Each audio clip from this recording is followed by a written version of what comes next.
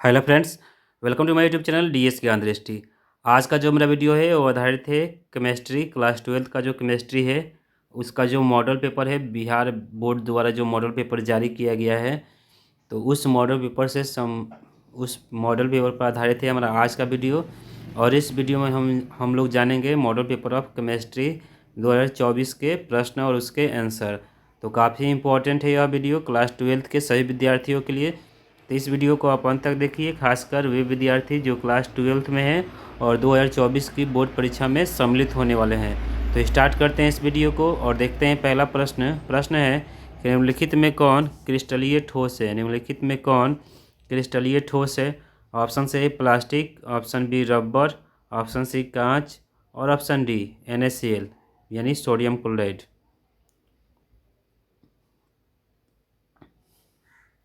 तो प्रश्न संख्या 1, निम्नलिखित में कौन क्रिस्टलीय ठोस है। तो इसका सही जवाब हो जाएगा ऑप्शन डी NaCl। प्रश्न संख्या 2 है कि निम्नलिखित में कौन अक्रिस्टलीय ठोस है। निम्नलिखित में कौन अक्रिस्टलीय ठोस है। ऑप्शन से ए कांच, option B NaCl, option C KCl और ऑप्शन डी इनमें से कोई नहीं।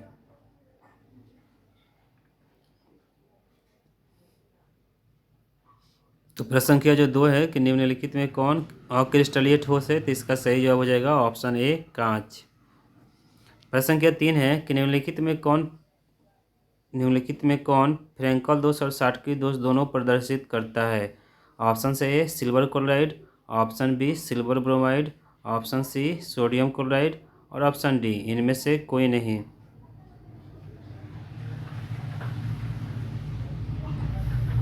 तो प्रश्न संख्या जो 3 है, निम्नलिखित में कौन फ्रैंकल और शाटकी दोष दोनों प्रदर्शित करता है। तो इसका सही जवाब हो जाएगा ऑप्शन बी AgBr अर्थात सिल्वर ब्रोमाइड। प्रश्न संख्या 4 है कि ग्रेफाइट है, मतलब ग्रेफाइट किस क्रिस्टल का उदाहरण है। ऑप्शन से आणविक ठोस का, ऑप्शन बी सहसंयोजक ठोस का, ऑप्शन सी आयनिक ठोस का और ऑप्शन डी इनमें से कोई नहीं।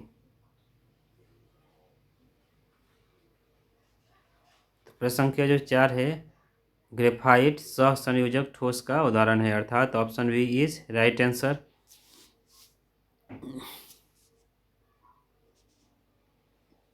क्वेश्चन नंबर 5 है कि अनुचुंबकीय यौगिक में इलेक्ट्रॉन होते हैं। अनुचुंबकीय यौगिक में इलेक्ट्रॉन होते हैं। ऑप्शन से ए साझा में, ऑप्शन बी युग्मित अयुग्मित, ऑप्शन सी युग्मित और ऑप्शन डी इनमें से कोई नहीं। तो प्रश्न संख्या 5, अनुचुंबकीय यौगिक में इलेक्ट्रॉन होते हैं। तो इसका सही जवाब हो जाएगा ऑप्शन बी अयुग्मित होते हैं। प्रश्न संख्या 6 है कि ऊष्मा और विद्युत का अच्छा चालक है। ऊष्मा और विद्युत का अच्छा चालक है। ऑप्शन से ए एंथ्रासाइट कोक, ऑप्शन बी हीरा, ऑप्शन सी ग्रेफाइट और ऑप्शन डी चारकोल। तो प्रश्न संख्या 6, ऊष्मा और विद्युत का अच्छा चालक है। तो इसका सही जवाब हो जाएगा ऑप्शन सी ग्रेफाइट। प्रश्न संख्या 7 है कि ट्रांजिस्टर बनाने में सामान्यतः तत्वों का उपयोग किया जाता है। ऑप्शन से ए कार्बन तथा सिलिकॉन का, ऑप्शन बी गैलियम तथा इंडियम का, ऑप्शन सी फास्फोरस तथा आर्सेनिक का और ऑप्शन डी सिलिकॉन तथा जर्मेनियम का।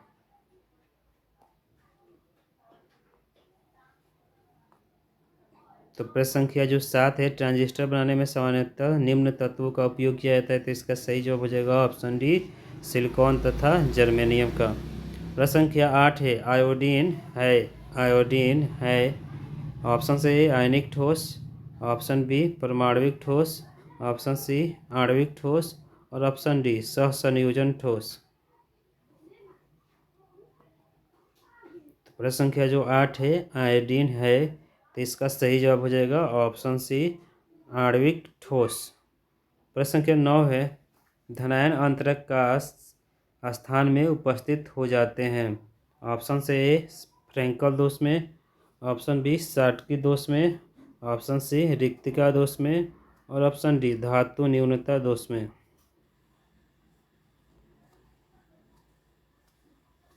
तो प्रश्न संख्या 9 का जो सही जवाब हो जाएगा ऑप्शन ए हो जाएगा अंतराकाश धनायन अंतराकाश स्थान में उपस्थित हो जाते हैं, वो होता है फ्रेंकल दोष में। प्रश्न संख्या 10 है कि साटकी दोष पाया जाता है। साटकी दोष पाया जाता है ऑप्शन से NaCl में, ऑप्शन बी KCl में, ऑप्शन सी CHCl में और ऑप्शन डी इनमें सभी में। प्रश्न संख्या 10 साटकी दोष पाया जाता है, तो इसका सही जवाब ऑप्शन डी हो जाएगा, इनमें सभी में। प्रश्न संख्या 11 है कि विलयन है, सॉल्यूशन है। ऑप्शन से समांग मिश्रण, ऑप्शन बी विषमांग मिश्रण, ऑप्शन सी कार्बनिक यौगिक और ऑप्शन डी इनमें से कोई नहीं।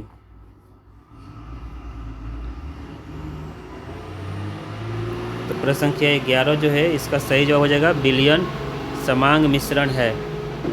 प्रश्न संख्या 12 है कि विलयन में किसकी मात्रा कम होती है। विलयन में किसकी मात्रा कम होती है। ऑप्शन से विलेय की, ऑप्शन बी विलायक की, ऑप्शन सी विलेयता और ऑप्शन डी इनमें से कोई नहीं। तो प्रश्न संख्या 12 विलयन में किसकी मात्रा कम होती है, तो इसका सही जवाब हो जाएगा ऑप्शन ए विलेय की, सॉल्यूट की। और विलयन में सबसे अधिक मात्रा जिसकी होती है उसको विलायक कहते हैं। प्रश्न संख्या 13 है कि निम्न में कौन अणुसंख्य गुण है।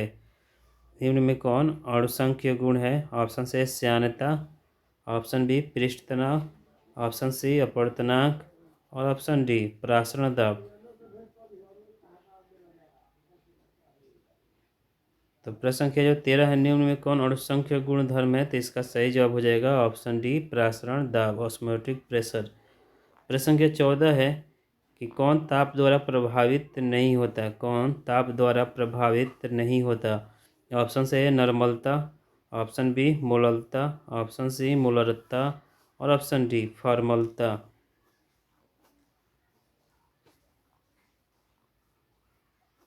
तो प्रश्न संख्या जो 14 है इसका जो सही जवाब होगा वो ऑप्शन बी हो जाएगा, ताप द्वारा प्रभावित नहीं होता है, तो इसका सही जवाब ऑप्शन बी हो जाएगा, मोललता।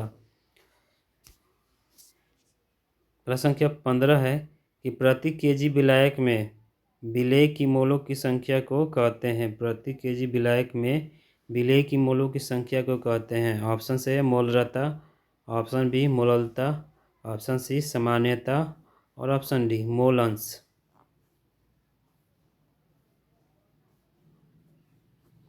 तो प्रश्न संख्या 15 प्रति केजी विलायक में विलेय की मोलों की संख्या को कहते हैं, तो इसका सही जवाब हो जाएगा ऑप्शन बी मोललता कहते हैं।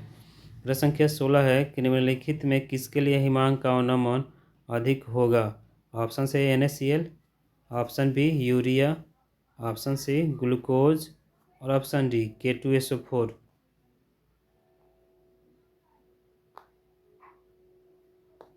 तो प्रश्न संख्या 16 निम्नलिखित में किसके लिए हिमांक का अवनमन अधिक होगा, तो इसका सही जवाब हो जाएगा option D K2SO4 potassium sulphate के लिए। प्रश्न संख्या 17 है परासरण के द्वारा अर्धपरागम्य झिल्ली निकलने देते हैं। ऑप्शन से विलेय के अणु को, ऑप्शन बी विलायक के अणु को, ऑप्शन सी जटिल आयन को और ऑप्शन डी सामान्य आयन को।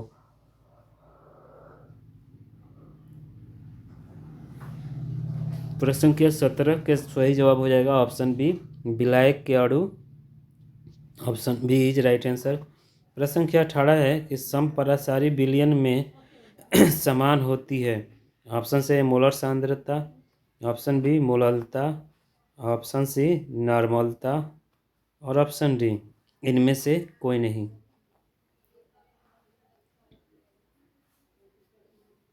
तो प्रश्न संख्या 18 समपरासारी विलयन में समान होती है, तो इसका सही जवाब हो जाएगा ऑप्शन ए मोलर सांद्रता।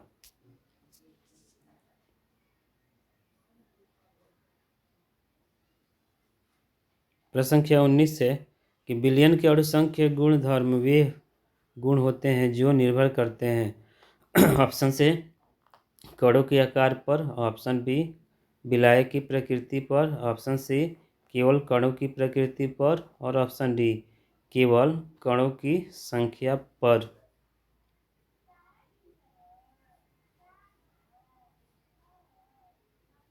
तो प्रश्न संख्या जो 19 है विलयन के अणुसंख्य गुणधर्म वे होते हैं जो केवल कणों की संख्या पर निर्भर करते हैं। Option D is right answer हो जाएगा। प्रश्न संख्या 20 है, आदर्श विलयन का अभिलक्षण है। ऑप्शन से ए राउल्ट के नियम का पालन करते हैं। ऑप्शन बी राउल्ट के नियम का पालन नहीं करता है। ऑप्शन सी ए और बी दोनों। और ऑप्शन डी इनमें से कोई नहीं।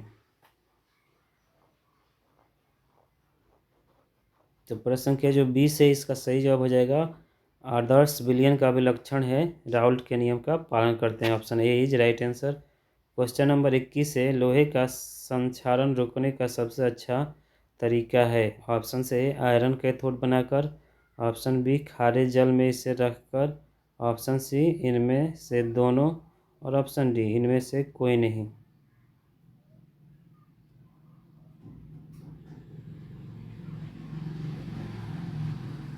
तो प्रश्न संख्या 21 का जो सही जवाब हो जाएगा ऑप्शन ए हो जाएगा, लोहे का संक्षारण रोकने का सबसे अच्छा तरीका आयरन कैथोड बनाकर किया जा सकता है।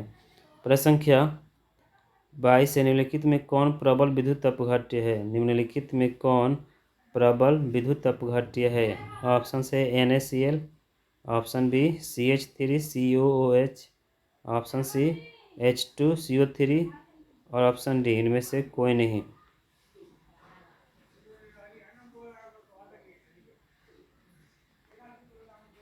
तो प्रश्न संख्या 22, निम्नलिखित में कौन प्रबल विद्युत अपघट्य है स्ट्रॉन्ग इलेक्ट्रोलाइट से। तो इसका सही जवाब ऑप्शन ए हो जाएगा NaCl। प्रश्न संख्या 23 है, वे पदार्थ जो जलीय विलयन की अवस्था में विद्युत के सुचालक होते हैं कहलाते हैं। ऑप्शन से विद्युत अपघट्य। ऑप्शन बी विद्युत अनपघट्य। ऑप्शन सी दोनों। और ऑप्शन डी इनमें से कोई नहीं।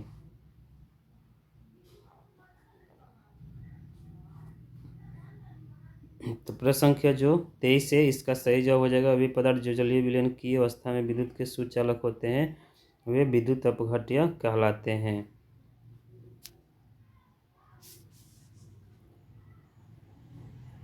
प्रश्न संख्या 24 है, निम्नलिखित में कौन द्वितीयक सेल है। निम्नलिखित में कौन द्वितीयक सेल है। द्वितीयक सेल उन्हें कहा जाता है जो एक बार आवेशित किए जाने के बाद दोबारा पुनः आवेशित किए जा सकते हैं, उन्हें द्वितीयक सेल कहते हैं। ऑप्शन से A Leclanche cell. Option B lead storage cell. Option C सांद्रण सेल। और ऑप्शन डी इनमें सभी।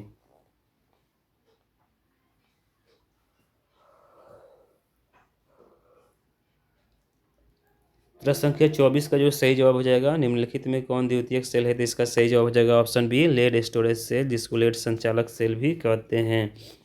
प्रश्न संख्या 25 से एक फैराडे का विद्युत CuSO4 के घोल से कितना ग्राम तांबा मुक्त करता है। ऑप्शन से 63.5 ग्राम। ऑप्शन बी 31.75 ग्राम। ऑप्शन सी 96,500 ग्राम। और ऑप्शन डी 100 ग्राम। तो प्रश्न संख्या 25, एक फैराडे का विद्युत अपघटन CuSO4 के घोल से कितना ग्राम तांबा मुक्त करता है। तो इसका सही जवाब हो जाएगा ऑप्शन बी 31.75 ग्राम। प्रश्न संख्या 26 है कि सेल स्थिरांक की इकाई है। सेल स्थिरांक की इकाई है। ऑप्शन से A ohm inverse. Option B ohm inverse centimetre inverse. Option C centimetre inverse. और ऑप्शन डी ओम सेंटीमीटर।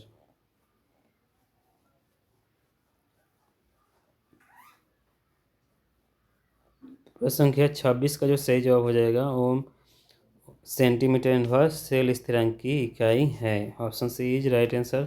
प्रश्न संख्या 27 से सर्वाधिक चालकता है, मतलब सर्वाधिक चालकता किसकी है। ऑप्शन से सिलिकॉन की। ऑप्शन बी लोहा की। ऑप्शन सी चांदी की। और ऑप्शन डी टेफ्लॉन की।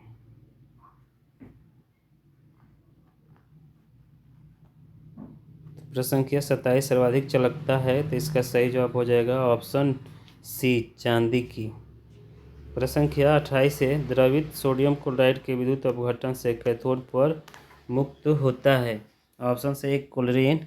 Option B sodium. Option C sodium amalgam. और ऑप्शन डी हाइड्रोजन।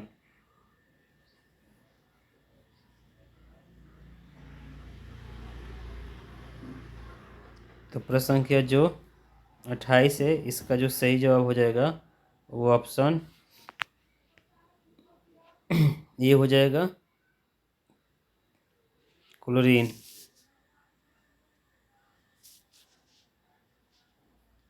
प्रश्न संख्या 29 है कि निम्नलिखित में कौन सा सेल हाइड्रोजन एवं ऑक्सीजन की रासायनिक ऊर्जा को विद्युत ऊर्जा में बदलता है। काफ़ी इंपॉर्टेंट प्रश्न है क्योंकि आजकल इसका ज़्यादातर यूज भी किया जा रहा है। अब निम्नलिखित में कौन सा सेल हाइड्रोजन और ऑक्सीजन के रासायनिक ऊर्जा को विद्युत ऊर्जा में बदलता है। ऑप्शन से पारा सेल, इसको मरकरी सेल भी कहते हैं। Option B Daniell cell. Option C ईंधन सेल। और ऑप्शन डी लीड संचालक सेल। तो प्रश्न संख्या 29 का जो सही जवाब हो जाएगा कि निम्नलिखित में कौन सा सेल हाइड्रोजन और ऑक्सीजन की रासायनिक ऊर्जा को विद्युत ऊर्जा में बदलता है। तो इसका सही जवाब हो जाएगा ऑप्शन सी ईंधन सेल, जिसको इंग्लिश में फ्यूल सेल कहते हैं। प्रश्न संख्या 30 है विद्युत अपघटन की क्रिया में कैथोड पर होता है। ऑप्शन से ऑक्सीकरण, ऑप्शन बी अवकरण, ऑप्शन सी विघटन और ऑप्शन डी जल अपघटन।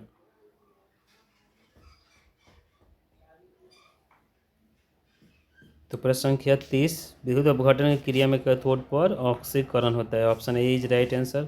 प्रश्न संख्या 31 है रासायनिक क्रिया की दर निर्भर करती है। ऑप्शन से ए सक्रिय द्रव्यमान पर, ऑप्शन बी परमाणु द्रव्यमान पर, ऑप्शन सी तुल्यांकी द्रव्यमान पर और ऑप्शन डी आणविक द्रव्यमान पर।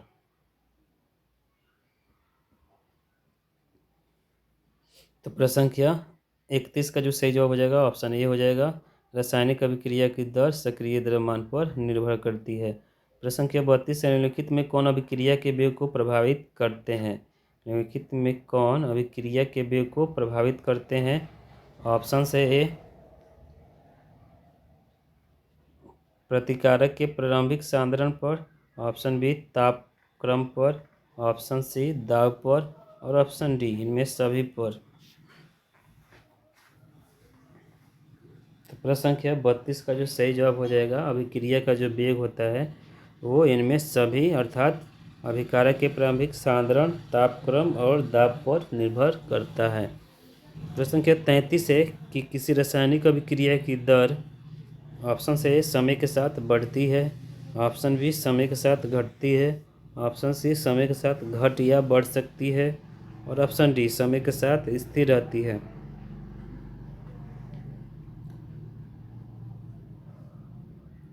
तो प्रश्न संख्या 33 है किसी रासायनिक अभिक्रिया की दर समय के साथ घटती है। Option B is right answer.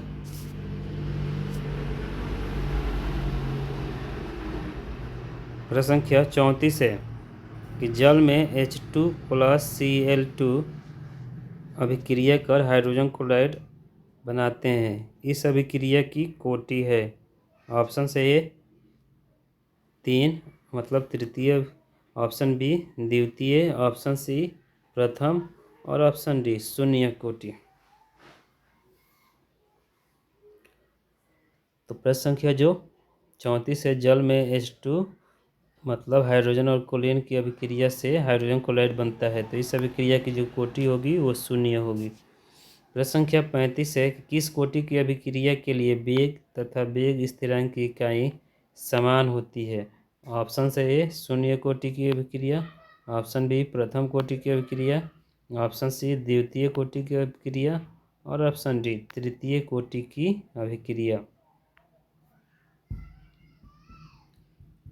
तो प्रश्न संख्या जो 35 है किस कोटि की अभिक्रिया के लिए वेग और वेग स्थिरांक की इकाई समान होती है। तो इसका सही जवाब हो जाएगा ऑप्शन ए शून्य कोटि की अभिक्रिया के लिए। प्रश्न संख्या 36 है अभिकारकों के सांद्रण में वृद्धि से किस में परिवर्तन होता है। ऑप्शन से आयतन में, ऑप्शन बी संघट्ट आवृत्ति में, ऑप्शन सी सक्रियण ऊर्जा में और ऑप्शन डी साम्य स्थिरांक में।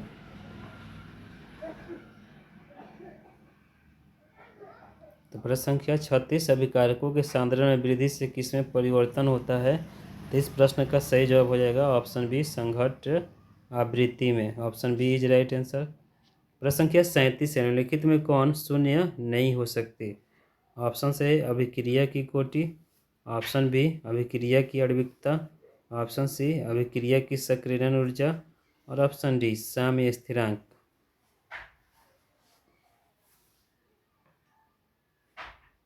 तो प्रश्न संख्या 37 निम्नलिखित में कौन शून्य नहीं हो सकती? तो इसका सही जवाब हो जाएगा ऑप्शन बी, अभिक्रिया की आणविकता। प्रश्न संख्या 38 है, एथिल एसीटेट का जल अपघटन उदाहरण है। एथिल एसीटेट का जल अपघटन उदाहरण है। ऑप्शन से शून्य कोटि की अभिक्रिया का, ऑप्शन बी प्रथम कोटि की अभिक्रिया का, ऑप्शन सी द्वितीय कोटि की अभिक्रिया का, और ऑप्शन डी तृतीय कोटि की अभिक्रिया का।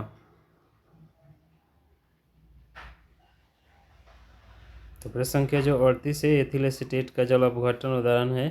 तो इसका सही जवाब हो जाएगा ऑप्शन बी प्रथम कोटि की अभिक्रिया का।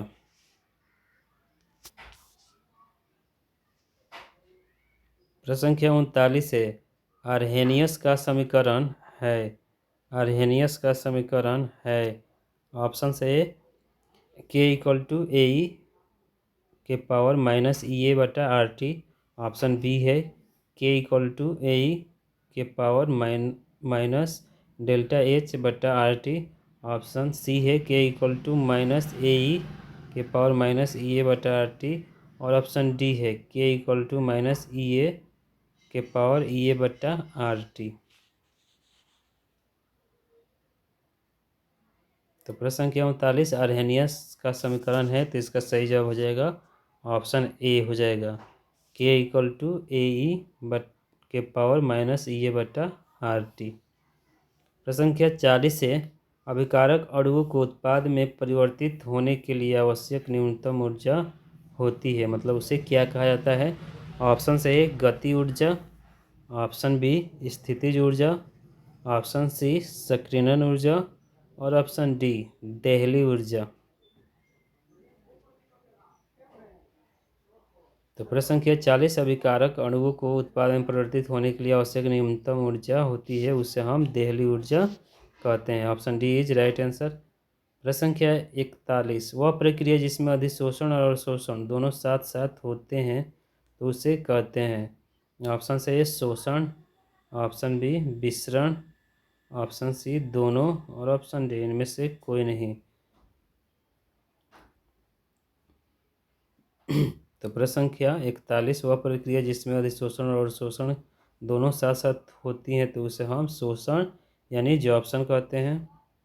डिफ्यूजन वह गुण होता है जिसमें गैसों के अणु, मतलब भिन्न भिन्न गैसों के अणु एक में आपस में मिल जाते हैं।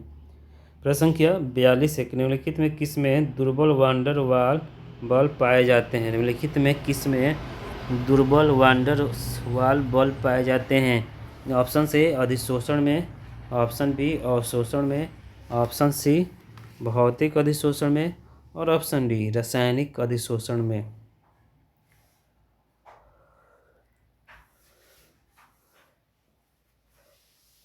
प्रश्न संख्या 42 का जो सही जवाब हो जाएगा ऑप्शन सी हो जाएगा, भौतिक अधिशोषण में कमजोर दुर्बल व अंडरसवाल बल पाए जाते हैं। प्रश्न संख्या 43 है, प्रश्न है कि रासायनिक अधिशोषण अभिक्रिया है। ऑप्शन से उत्क्रमणीय, ऑप्शन बी अनुत्क्रमणीय, ऑप्शन सी बहुलकीकरण, और ऑप्शन डी इनमें से कोई नहीं।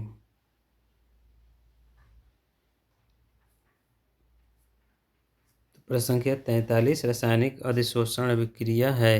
तो इसका सही जवाब हो जाएगा ऑप्शन बी अनुत्क्रमणीय, इरिवर्सिबल।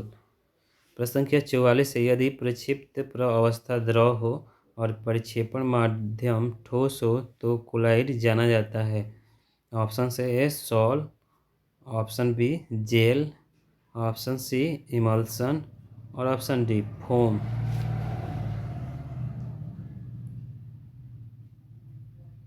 तो प्रश्न संख्या 44, यदि प्रक्षिप्त प्रअवस्था द्रव हो और परिक्षेपण माध्यम ठोस हो तो कोलाइड को हम लोग इमल्सन कहते हैं, पायस कहते हैं। Option C is right answer. प्रश्न संख्या 45 से ताजे अवक्षेप को कोलाइड में बदला जाता है। ऑप्शन से स्कंदन द्वारा, ऑप्शन बी पेप्टिकरण द्वारा, ऑप्शन सी विसरण द्वारा, और ऑप्शन डी इनमें से कोई नहीं।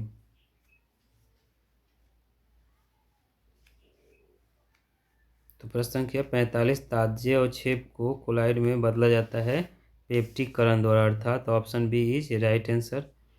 क्वेश्चन नंबर 46, P2O5 अच्छा है एक, मतलब P2O5 क्या है? ऑप्शन से ए अधिशोषक है, ऑप्शन बी अवशोषक है, ऑप्शन सी अवकारक है और ऑप्शन डी रंग विनाशक है। तो प्रश्न संख्या 46, P2O5 अच्छा है एक, इसका सही जवाब हो जाएगा ऑप्शन बी अवशोषक है। प्रश्न संख्या 47 है, दूध एक उदाहरण है, दूध एक उदाहरण है। ऑप्शन से ए जेल का, ऑप्शन बी सॉल का, ऑप्शन सी निलंबन का और ऑप्शन डी पायस का।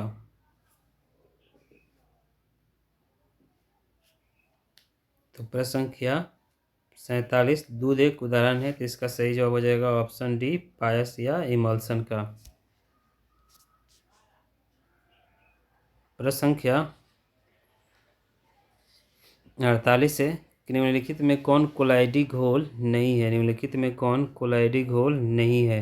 ऑप्शन से ए जल, ऑप्शन बी दूध, ऑप्शन सी गोंद और ऑप्शन डी धुआं।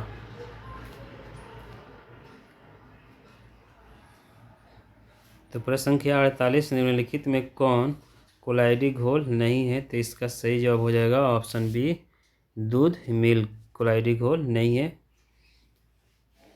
प्रश्न संख्या 49 है, अपमार्जक को कहा जाता है, अपमार्जक को कहा जाता है। ऑप्शन से ए पृष्ठ सक्रियण, option B colloid, option C निलंबन और ऑप्शन डी इनमें से कोई नहीं।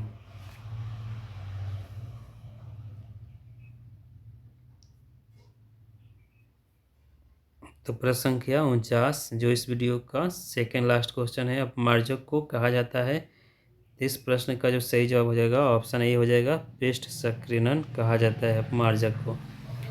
प्रश्न संख्या 50 है, इस वीडियो का अंतिम प्रश्न है इस मॉडल टेस्ट पेपर का। प्रश्न है कि टिंडल प्रभाव प्रदर्शित होता है। ऑप्शन से है वास्तविक घोल द्वारा, ऑप्शन बी विलयन या घोल द्वारा, ऑप्शन सी कोलाइड द्वारा और ऑप्शन डी इनमें से कोई नहीं।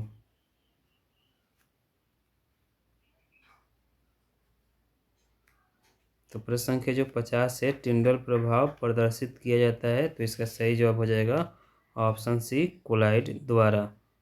तो फ्रेंड्स ये था हमारा आज का वीडियो जो आधारित था क्लास 12 का जो केमिस्ट्री है उसका, जो बिहार बोर्ड द्वारा, बिहार परीक्षा समिति द्वारा जो मॉडल टेस्ट पेपर जारी किया गया है उसी से संबंधित हमारा यह वीडियो आधारित था, जो ऑब्जेक्टिव क्वेश्चन और उसके आंसर पे आधारित था। यह वीडियो काफ़ी ही इम्पोर्टेंट है क्लास 12 के सभी विद्यार्थियों के लिए जो क्लास 12 में हैं और 2024 की 12th की बोर्ड परीक्षा में सम्मिलित होने वाले हैं। तो इस वीडियो को आप अंत तक देखिए, वीडियो को लाइक कीजिए, शेयर कीजिए और यदि आप इस चैनल पर पहली बार विजिट करें तो प्लीज़ चैनल को सब्सक्राइब कर लें और बेल आइकन को दबा दें, जिससे जो भी वीडियो बनाऊँ उसका नोटिफिकेशन आपको मिल जाए। क्योंकि इस चैनल के माध्यम से मैं रोज़ाना 2 वीडियो अपलोड करता हूं जो काफ़ी ज्ञानवर्धक होते हैं, और यदि हमारे चैनल द्वारा अपलोड किए गए आप वीडियो रेगुलर देखते हैं, क्लास 10th या 12 के स्टूडेंट हैं, तो आप 100% नंबर हासिल कर सकते हैं। तो इस वीडियो को देखने के लिए आप सभी का बहुत बहुत धन्यवाद। Thank you for listening and watching.